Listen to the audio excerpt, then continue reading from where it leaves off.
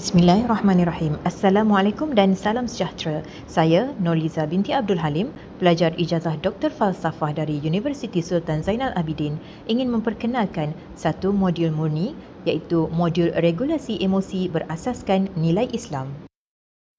Apa yang berlaku kepada pelajar TVET kita?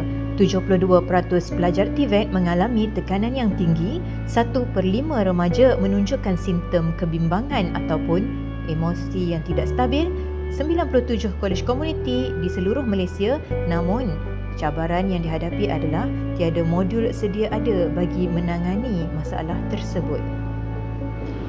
Inovasi yang dicadangkan adalah dengan memperkenalkan modul murni 100% praktikal, TVET spesifik, mempunyai nilai Islam, evidence based berteraskan CBT, EL, humanistik dan experiential learning, cost efektif dan boleh diukur serta boleh dilaporkan.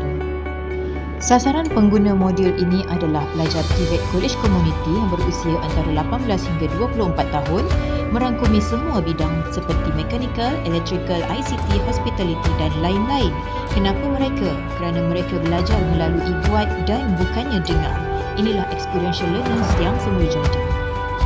Modul ini mempunyai 6 sesi bengkel kemahiran emosi iaitu roda emosi bengkel, kad emosi bergambar, tracker emosi mingguan, kad situasi bengkel, kad komitmen 321, borang penilaian dan pelan emosi 30 hari.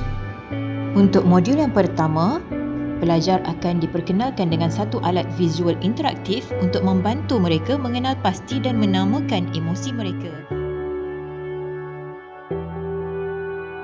Modul yang kedua, kad emosi bergambar.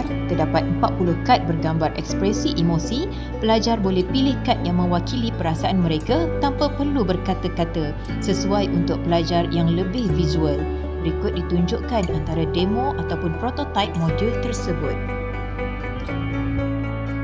Modul ketiga adalah tracker emosi mingguan, jadual log emosi harian yang ringkas, cukup dengan emoji bukan ayat yang panjang.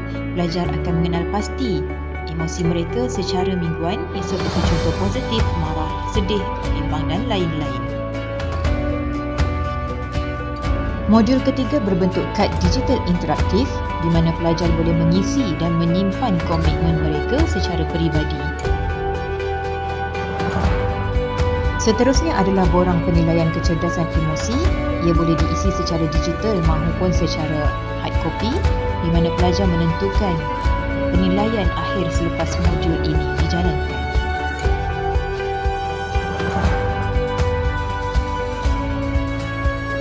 Dan modul yang terakhir adalah pelan emosi 30 hari di mana pelajar akan merekodkan emosi mereka dalam tempoh 30 hari selepas program intervensi ini untuk melihat sejauh mana situasi ataupun mood mereka selepas berakhirnya program yang dijalankan.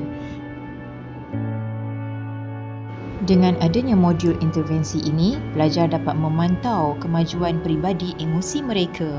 Modul murni ini diciptakan untuk pelajar TVET khususnya dan diharapkan ia akan dapat membantu pendidikan psikologi pelajar kolej komuniti. Sekian dahulu, terima kasih kerana menonton.